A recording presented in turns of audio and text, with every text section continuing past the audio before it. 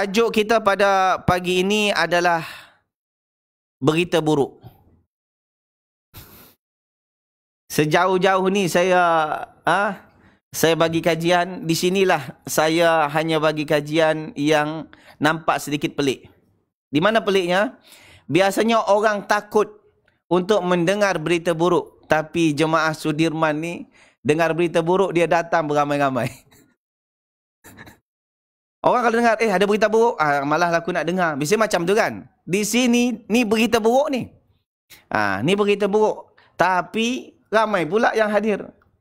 Jadi orang sini memang imannya kuat. Dia tak takut dengan berita buruk. Jemaah, mungkin di antara kita, ketika mendengar berita buruk, persepsi kita, ini tentang kematian ni Ustaz. Kita belum faham. Kita perlu faham jemaah. Kematian bukan berita buruk. Kehilangan harta benda orang-orang kita cinta itu bukan berita buruk. Itu berita sedih. Itu berita sedih. Dan kerana kita tak boleh mengelak. Siap tak siap, suka tak suka, reda tak reda, kita tetap akan meninggalkan atau ditinggalkan oleh orang yang kita cintai. Atau kita akan berpisah dengan harta benda yang kita sukai. Itu dah pasti. Kullu nafsin dha'iqatul maut. Setiap yang bernyawa pasti akan menemui ajalnya. Saya mati, jemaah mati. Boleh jadi jemaah dulu, saya belakangan. Atau boleh jadi saya belakangan, jemaah dulu. Tapi yang jelas kita semuanya mati. Betul tak? Jadi ini berita sedih. Ini bukan berita buruk. Berita buruk di sini, mungkin kita akan ceritakan, ini orang yang kafir masuk dalam neraka. Itu berita buruk. Ya, itu kan sekuensinya. Kenapa dia kafir? Akhirnya masuk dalam neraka. Tapi sekarang berita buruk ini adalah berita buruk tentang adalah ulasan daripada firman Allah Subhanahu wa taala dalam surah An-Nahl. Surah An-Nahl ayat 58 sampai 59. Sebenarnya tajuk ini diambil daripada berita ini. Daripada surah ini. Ini yang akan kita ulas. Surah An-Nahl ayat 58 sampai 59. Okey. Kita bacakan ayatnya dulu. A'udzubillahi minasyaitonirrajim. Allah Subhanahu wa taala berfirman, "Wa idza busyira ahaduhum bil untha dhalla wajhuhu muswaddan wa huwa kadhim. Yatawara minal qaumi min su'i ma busyira bih. Ayumsikuhu ala hunin am yadussuhu fit turab ala sa'a ma yahkumun." Allah Subhanahu wa taala mengkhabarkan kepada kita, wa idza busyira ahaduhum, apabila salah seorang di antara mereka dikhabarkan dengan apa? Dengan berita buruk. Yang di sini mereka itu di sini adalah orang kafir Quraisy. Apa berita buruk dalam pandangan mereka? Berita buruk dalam pandangan mereka adalah bil untha, kelahiran anak perempuan. Kelahiran anak perempuan. Dhalla wajhuhu muswaddan wa huwa kadhim. Yang menyebabkan wajah mereka menjadi menghitam sebab menahan rasa marah. Yatawara minal qaumi min su'i ma busyira bih. Mereka bersembunyi daripada kaum, daripada orang ramai. Sebab apa? Sebab mendengar berita buruk yang dikhabarkan kepada mereka. Ayumsikuhu ala hunin. Adakah mereka ni bersabar hidup di atas kehinaan, atau mereka akan tanam anak mereka hidup-hidup? Ala sa'a ma yahkumun. Ketahuilah amat buruk apa yang mereka tetapkan. Jemaah dikasihi oleh Allah Subhanahu wa taala. Orang kafir Quraisy, yaitu sebelum Nabi SAW dilahirkan, kita kenal orang Quraisy ini adalah orang kaum yang kaum jahiliyah, betul tak? Kaum jahiliyah. Kaum jahiliyah, kalau kita tanya dengan orang, jahiliyah tu apa maksudnya? Pasti dia akan jawab jahiliyah tu bodoh. Jadi orang Quraisy kita katakan orang bodoh. Sebenarnya orang Quraisy ni bukan orang bodoh. Orang Quraisy ni adalah orang cerdik dan bijak. Bahkan lebih bijak daripada kita. Apa buktinya? Cuba perhatikan. orang Quraisy ni, mereka ni punya kebiasaan ila fihim rihlatash syita'i was-saif. Mereka punya kebiasaan untuk rihlah. Rihlah untuk apa? Untuk berniaga. Pada musim syita, pada musim sejuk, was-saif, dan musim panas. Musim sejuk, mereka pergi ke Yaman, sementara musim panas mereka pergi ke Syam. Kenapa mereka pilih seperti ini? Sebab kalau musim panas mereka pergi ke Yaman, di Yaman pun tetap panas. Jadi mereka tak tahan dengan panasnya Yaman. Tapi kalau musim sejuk, maknanya Yaman pun sejuk. Okey, mereka selamat. Kalau musim panas, mereka ke Syam. Sebab apa? Di Syam walaupun musim panas, tapi di Syam tak terlampau panas. Masih middle. Akhirnya mereka bijak ni jemaah. Dan perjalanan mereka, ketika mereka berjalan itu berbulan-bulan. Bila start dia berjalan dan bila sampai mereka tahu. Dan berapa jaraknya dan apa yang berlaku nanti di tempat-tempat ini, di mana tempat berteduh, mereka tahu. Di mana tempat berhenti, mereka tahu. Padahal masa tu tak ada maps. Kita dah ada maps pun zaman sekarang masih lagi tersesat. Cubalah, kadang-kadang kita bawa kereta kan, bawa kereta, lepas tu kita ikut maps. Maps ni jangan percaya sangat jemaah, kadang-kadang dia sesat dan menyesatkan. Saya pernah dibawanya, tak jauh, masih di Pekanbaru ni. Saya pergi dijemput orang kenduri kahwin. Masa kenduri kahwin tu dia bawa turn left, turn right, left, right, left. Itu je asyik. Akhirnya saya dibawa ke mana? Ke tengah kebun sawit. Lepas saya kata, siapa yang kahwin ni? Ini manusia ke jin? Kenapa kita bawa ke sini? Lepas tu saya call pula kawan. Dah, sinyal pun lemah. Nasib baik ketika itu bukan saya je yang sesat. Ada 2-3 orang. Terhiburlah sikit. Dan itu sesatnya sebab apa? Sebab maps juga. Kadang-kadang masa kita berjalan, tengok. Pusing kanan, belok kiri. Macam mana nak belok kanan? Sementara di kanan tu jurang. Kalau kita nak belok kanan, dia nak bunuh kita. Cuba perhatikan, orang bawa maps kadang-kadang dah di tengah kota pun kita tersesat. Lalu macam mana orang Quraisy? Mereka tak ada maps. Tak ada maps pun. Tapi mereka tahu, ni tempat untuk berehat, R&R dia, tempat rest dia di sana, nanti jaraknya ke sana. Mereka tahu. Bermakna mereka sebenarnya lebih bijak daripada kita. Mereka lebih bijak. Tapi kenapa mereka digelar sebagai kaum jahiliah? Apa sebab? Sebab mereka tak gunakan akal mereka. Mereka tak gunakan akal waras mereka. Sehingga mereka merasa dirinya waras padahal mereka dah macam orang gila. Apa contoh? Saya bagi contohlah. Mereka menyembah atau tunduk kepada sesuatu yang mereka buat dengan tangan mereka sendiri. Atau berhala-berhala. Sepatutnya berhala itu yang tunduk kepada mereka. Sebab kan yang buat berhala itu kan manusia. Bukan berhala yang ciptakan manusia, tapi manusia yang ciptakan berhala. Kan gitu. Sepatutnya lah kita dah penat-penat ni manusia ciptakan patung. Jadi yang pencipta siapa tu? Manusia penciptanya. Patung yang diciptakan. Patutnya patung tu lah yang menyembah manusia. Kan macam tu. Tapi nyatanya tak. Dia yang buat dengan tangan mereka sendiri. Lepas tu, dia pula yang meminta kepada ciptaannya sendiri. Kan stupid namanya tu.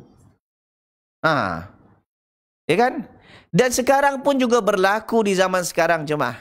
Ni kalau kita comparekan di zaman sekarang. Ada segelintir kaum muslimin yang mana mereka bertungkus lumus untuk cari duit. Pergi pagi, balik petang. Pergi hari ini, balik esok. Cari duit. Tapi yang jadi masalah di mana selepas duit dia dapat, dia pula yang berkhidmat untuk duit. Sepatutnya duit berkhidmat untuk dia, untuk keselesaan dia, untuk kesenangan dia. Tapi ini tak. Dia yang tunduk kepada duit. Dia yang berkhidmat kepada duit. Kan tengok, tak waras namanya. Dia penat-penat cari duit, tapi dia pula yang tunduk pada duit. Apa contoh? Contoh jemaah dikasihi oleh Allah. ada seseorang yang Allah berikan kemampuan lebih. Ini bagi orang punya kemampuan lebih. Dia pergi umrah. Dia pergi umrah. Dia dah penat-penat cari duit. Dah penat-penat cari duit bertukus-lumus dari pagi sampai petang. Dah kadang-kadang berbulan-bulan, bertahun-tahun. Sepatutnya ketika pergi umrah, biarlah duit itu berkhidmat kepadanya supaya dia senang dalam ibadat. Kan macam tu. Ini tak. Duit disimpan, lepas tu dia umrah dengan package yang semurah-murahnya. Tujuannya apa? Tujuannya untuk dapat bajet yang lebih murah. Bermakna dia pernah cari duit, tapi duit itu tak memberikan manfaat untuknya. Lain hal kalau dia tak mampu. Ini saya katakan dia mampu, duit berlebih, tapi ternyata dia berkhidmat dengan duit, bukan duit berkhidmat untuk keselesaannya. Jangan pula kita menjadi manusia jahiliah. Atau emak bapak. Sekarang yang melahirkan anak tu emak bapak atau emak bapak dilahirkan oleh anak? Anak dilahirkan daripada emak bapak, kan gitu kan? Bukan anak yang melahirkan emak bapak, bukan. Tapi nyatanya sepatutnya lah kan anak yang berkhidmat, anak yang hormat, anak yang sayang kepada, yang tunduk, yang patuh kepada emak bapaknya. Yang ni sebaliknya. Ada segelintir emak bapak risau dan takut kepada anaknya. Takut kepada anaknya. Jadi ketika anaknya salah, dia tak berani marahkan anaknya. Akhirnya apa? Akhirnya nanti anak tu jadi lebih degil dan lebih jahat. Takut dia kata nanti kalau anakku, kalau aku dia salah aku tegur, nanti dia tak bagi duit pada aku lagi. La ilaha illallah. Dah termakan budi ternyata dengan anaknya. Jadi jemaah, kita ni sebagai orang tua kena ada power. Sebagai orang tua kena ada power. Yang salah anak tu katakan salah. Jangan sampai sebab termakan budi, sebab duitnya, mulut kita dah tersumbat dengan duit anak, sehingga anak tu kadang-kadang dia tak solat, kita tak berani tegur. Takut nanti kalau aku tegur bergaduh aku. Dia memang aku tahu dia tak solat. Nanti kalau aku tegur dia, dia marah pada aku, dia tak bagi aku duit lagi. Takut dia pada anak. Patutnya anak yang takut pada orang tua. Boleh faham maksudnya? Jadi jemaah dikasihi oleh Allah, jangan pula kita yang tunduk pada anak, tapi pastikan anak tunduk pada kita. Adapun orang jahiliah tadi macam tu dia. Mereka ni mereka tunduk pada apa yang dicipta. Patutnya apa yang dicipta, patung itu yang tunduk pada dia. Ternyata tak, dia yang meminta kepada ciptaannya sendiri. Dan kemudian jemaah, di antara tanda kejahilan orang Arab, orang Quraisy ketika itu adalah mereka malu kalau punya anak perempuan. Itulah dia. Mereka malu punya anak perempuan. Alasannya tahu apa? Anak perempuan ini menjatuhkan muruah mereka, menghilangkan martabat mereka. Ni alasan mereka. Anak perempuan ini tak banyak boleh digunakan. Sebab orang Quraisy ini boleh suka berperang. Anak perempuan tak boleh dibawa berperang. Bahkan anak perempuan ini selalu jadi tawanan perang. Akhirnya anak perempuan itu jadikan hamba oleh orang, oleh musuh. Yang menyebabkan mereka malu. Jadi mereka kalau lahir anak perempuan, mereka cuma dua je. Kalau mereka sabar, jaganya, maka mereka akan sabar sampai mati menahan malu. Atau mereka kubur hidup-hidup. Tapi yang jalan kedua ini yang ramai mereka buat. Iaitu mereka benamkan, mereka kubur anak mereka, baby itu hidup-hidup jemaah. Masya Allah. Mereka kubur hidup-hidup. Innalillahi wa inna raji'un. Ini luar biasa kejahatannya. Kan bodoh jemaah. Mereka malu punya anak perempuan. Sekarang, cuba kita perhatikan. Cuba kita perhatikan. Bayangkan kalau seandainya anak perempuan tak ada. Lama-kelamaan, macam mana ada anak lelaki? Cubalah kita fikir secara akal sihat. Kalau anak perempuan tu dibunuh, esok-esok, mungkin hari ini okey selamat. Tapi nanti 20 tahun yang akan datang, 30 tahun yang akan datang, semuanya ramai lelaki, tak ada perempuan. Esok macam mana lahir anak? Takkan abang cinta abang pula? Abang cinta abang tak boleh melahirkan. Ni sekarang innalillahi wa inna raji'un ni penyakit abang cinta abang, akak cinta akak. Ini sekarang dah memaharajalela. Bahkan di dekat-dekat kita pun ada. Bahkan dekat pondok-pondok pun ada. Dahulu tak viral, sekarang viral. Bahkan kadang-kadang guru tahsin pun terlibat. Bahkan segelintir ustaz-ustaz pun terlibat. Ustaz-ustaz pondok pun terlibat. Dengan penyakit abang cintakan abang. Ni perlu diperhatikan ni jemaah. Bagi yang punya anak, bagi yang punya menantu, hati-hati. Bagi yang punya menantu, yang punya anak, hati-hati juga. Jangan sampai menantu kita, dia ada juga menantu gayanya macam jantai pula. Jantan pula ternyata.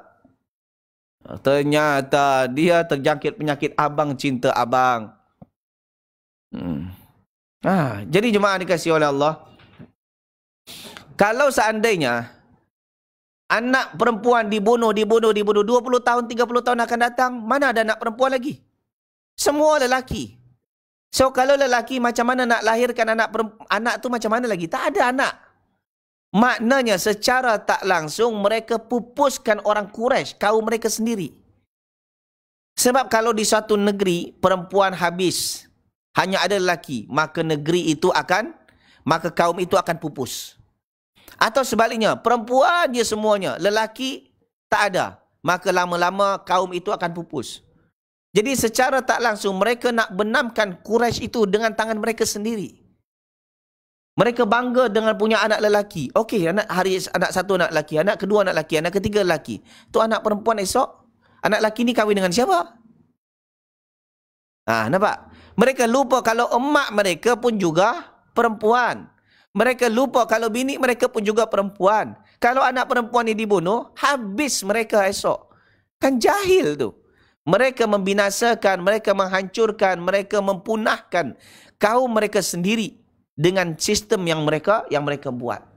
Itu yang disebut kaum jahiliah. Okey, jemaah dikasihi oleh Allah Subhanahu Wa Taala. Itu mungkin persepsi kita kan. Mereka akan bunuh anak perempuan mereka. Tapi perlu saya fahamkan kepada jemaah sekalian, sebenarnya bukan semua perempuan di zaman jahiliah itu semuanya mereka dalam keadaan terhina, tak. Jadi di zaman jahiliah tu perempuan itu terbagi dua golongan.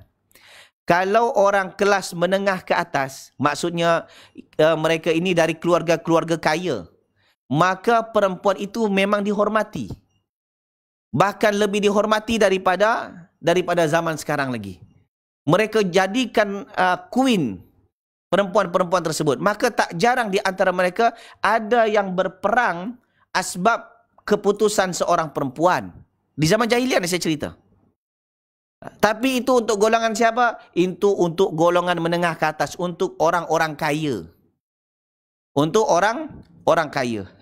Itu sebabnya ketika perang-perang Uhud, perang Badar, perang-perang semuanya, biasanya kalau jemaah belajar sirah, itu ada perempuan-perempuan yang ikut mengiringi mereka. Perempuan yang mana tu? Itu perempuan bangsawan. Perempuan-perempuan bangsawan, bangsa-bangsa yang tinggal di awan. Maksudnya perempuan-perempuan kaya. Itu dihormati. Cakap mereka didengar. Bunuh fulan, bunuh fulan. Akhirnya mereka lebih semangat. Cuma yang jadi masalahnya ketika orang Arab menengah ke bawah. Itu dia. Orang menengah ke bawah, itulah perempuan tak ada harga. Di sanalah. Jadi kehidupan orang-orang SDM rendah tu, di sanalah dia. Orang SDM rendah, perempuan tak dihargai. Bahkan di antara mereka ada yang ketika mereka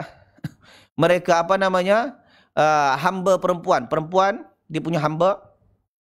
Kemudian mereka berjudi. Ketika mereka berjudi, taruhannya apa? Taruhannya adalah yang dijadi bahan untuk dijudikan adalah janin yang ada dalam rahim perempuan tersebut. Contoh ada hamba ni. Hamba. Maka orang ni berjudi ni, orang jahiliah ni, Arab ni saling berjudi. Agaknya menurut engkau ini anak ni lelaki atau perempuan? Kata seorang lelaki, kata satu lagi perempuan. Okey, aku taruhan ini. Aku taruhan iPhone. Engkau taruhan apa? Zaman dulu tak ada iPhone, sorry. Aku taruhan sekian dinar. Engkau sekian dinar. Okey. Itu perempuan itu dibelah perutnya hidup-hidup. Ditarik dia, diikat, dibelah perutnya hidup-hidup, ditengok. Wah, anaknya lelaki. Menang aku, kata.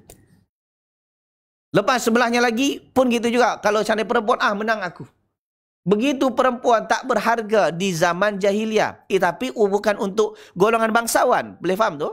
Untuk golongan menengah ke bawah. Dan yang disebutkan di dalam ayat ini, bukanlah cerita tentang wanita-wanita yang lahir daripada golongan bangsawan. Tapi golongan orang menengah ke bawah.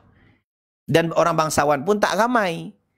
Yang ramai itu adalah orang menengah ke bawah. Ini yang disebutkan oleh Allah Subhanahu wa taala, wa idza busyira ahaduhum bil untha dhalla wajhuhu muswadda wa huwa kadhim. Apabila mereka dikhabarkan, ya ini orang-orang jahiliyah, orang-orang mereka, bapa-bapa mereka dikhabarkan, isteri engkau melahirkan, bersalin. Wow, happy dia. Lepas tu tapi anaknya perempuan. Uish. Ini berita yang sangat buruk. Mereka kehilangan harta mereka, it's okay. Boleh dicari. Tapi mendapat berita punya isterinya melahirkan anak perempuan, ini seolah-olah 7 lapis langit runtuh. Sehingga mereka dhalla wajhuhu muswaddan. Wajahnya terus berubah menjadi, dia kan orang putih-putih tu. Jadi berubah menjadi kehitam-hitaman. Kerana apa? Wa huwa kadhim, menahan rasa marah. Begitu marahnya mereka mendengar berita kalau istrinya bersalin punya anak perempuan. Tapi nasib baik zaman dahulu belum ada scan. Jadi mereka tunggu dulu anak tu lahir. Kalau anak tu lelaki baru mereka happy. Kalau dapat anak perempuan, mereka bersedih. Cuma zaman dahulu tak ada scan. Tahu scan? Ini anak lelaki ke anak perempuan? Ya kan? Tak ada zaman dahulu. Kalaulah ada zaman dahulu macam ni, mungkin dalam perut tu dah dibunuh itu. Dalam perut pun dah dibunuh.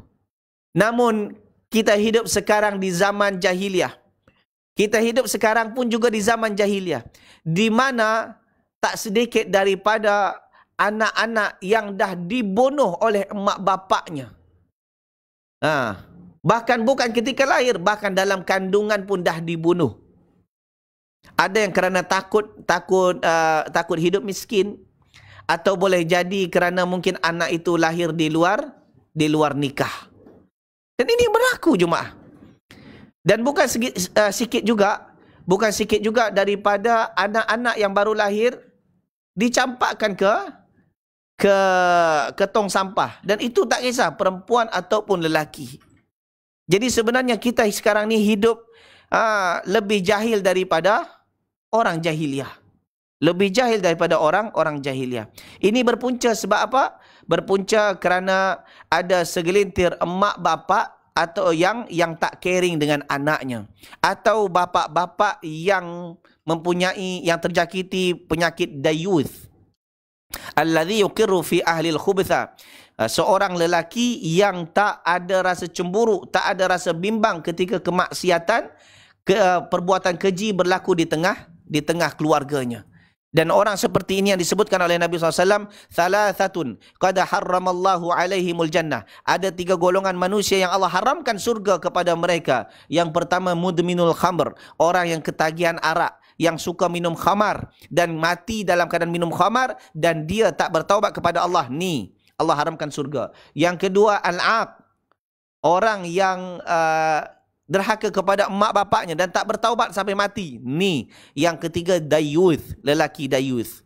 Seorang lelaki yang tak ada rasa bimbang, ketika tak ada rasa risau ketika kemaksiatan, perbuatan keji berlaku di tengah keluarganya.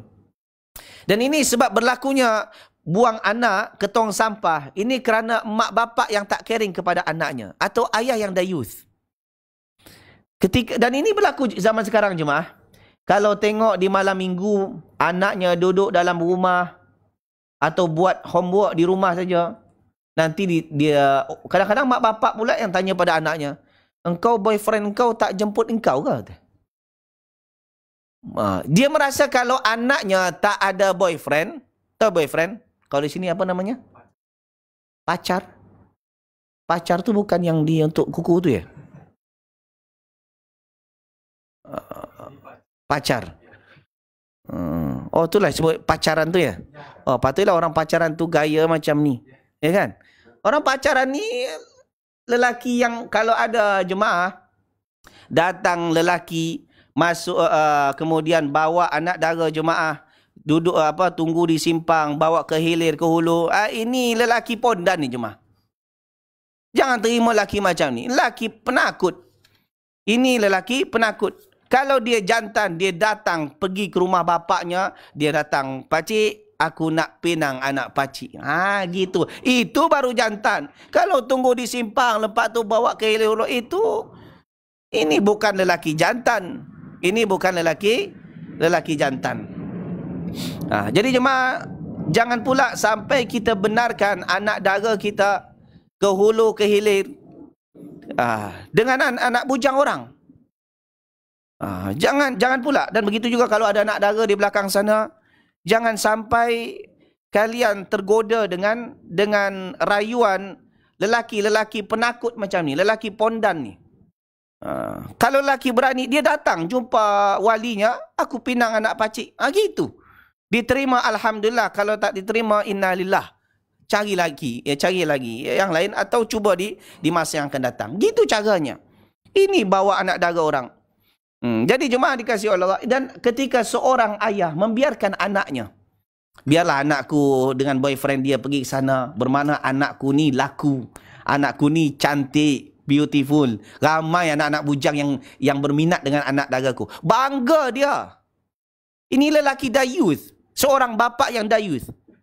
Nanti hujung-hujungnya apa? Dia seorang bapa yang membenarkan, membuka peluang anaknya berbuat zina, kemudian ternyata anak tu berzina dan kemudian lepas zina tu mengandung. Si bapa pula yang meroyan, bapa pula yang marah.